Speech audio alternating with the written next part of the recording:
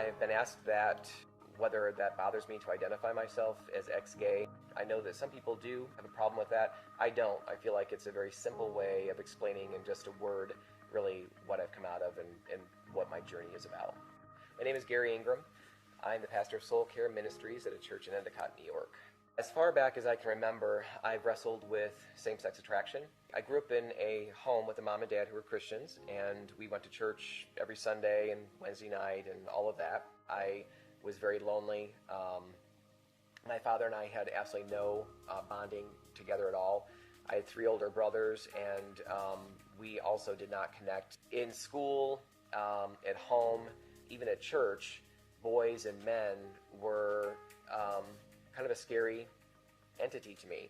At the age of 5 or 6 years old, I think it was in kindergarten, a neighborhood boy came back and asked me if I wanted to come over and play with them. I was just so excited that anybody wanted to invite me to do something with them. Quickly after getting there were about 4 or 5 older boys there, and one of the boys went in and grabbed their dad's hardcore porn and began flipping the pages over. I still remember the very first image ever emblazoned on my little brain.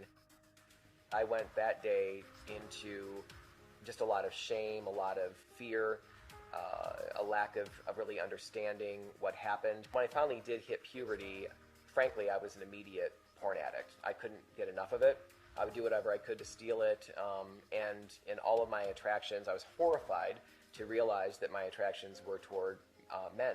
The word abomination was what I immediately associated with homosexuality. In church, they didn't make much of a distinction between the behavior and the person, and I felt like I was an abomination. At the same time, I also had a growing anger and resentment toward God. My feeling toward God is, where the heck were you at 5 and 6 years old when this stuff happened to me? Because I knew that it had to have been a contributing factor in some of my same-sex attraction. I went to a local Bible college and tried to overcome this internal struggle, but didn't know what to do with it. I felt like a total failure as a Christian. I went into retail from college, was going to a church still, was dating a girl actually, trying to sort of do the right thing. I overheard this conversation, didn't even know that there was a gay bar anywhere around us, and heard somebody talk about a gay bar in the town that I was living near. It took about a week or maybe even a little bit longer for me to finally work up the nerve just before closing to run in and buy a pack of cigarettes. It's the first time I ever felt like that I ever belonged.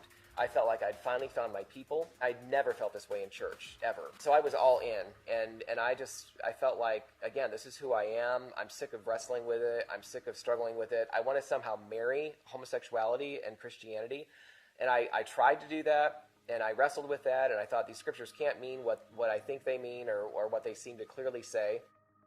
I lived in New Jersey for a period of time, and I started going back to church again. It was on the way back to New Jersey on an interstate that I pulled off, bawling my eyes out, finally in a place to surrender to Jesus Christ. No longer just wanting fire insurance, no longer just wanting a free ticket without any responsibilities. I felt so used up and so old at the age of 21 or 22 years old that I just wanted Him. I got involved in a small group. I got involved in men's group, which frankly was the last thing in the world any ex-gay guy wants to do, is get involved in a church men's group with a bunch of guys that don't know anything about where he's been. I knew that God was pressing it on my heart to tell these guys about, just to name where I've been and what I've wrestled with. And I deliberately disobeyed and kept putting it off and kept putting it off. I finally named that I've struggled with homosexuality and pornography, and I never want to go back there again, is what I said. I'm staring at the ground in shame. The leader got up and put his hand out, and I'm like, no one's leaving the room. That's a good sign. He not only shook my hand, but he reached out and he pulled me up and he wrapped his arms around me and gave me a huge hug and said in my ear, "I'm so glad that you're here." Well, frankly, I couldn't believe that. I'd never been treated like that. Maybe I could have been, but I'd been too fearful early on from some of my past experiences to do that. There is nothing I've engaged in my lifetime that has been harder than yielding what felt like an identity, what felt like inborn traits. It did feel that way. Yielding that up to Christ, it is so much more than simply saying a prayer and you're fixed. It's a journey, and it's a battle, but it's well worth it.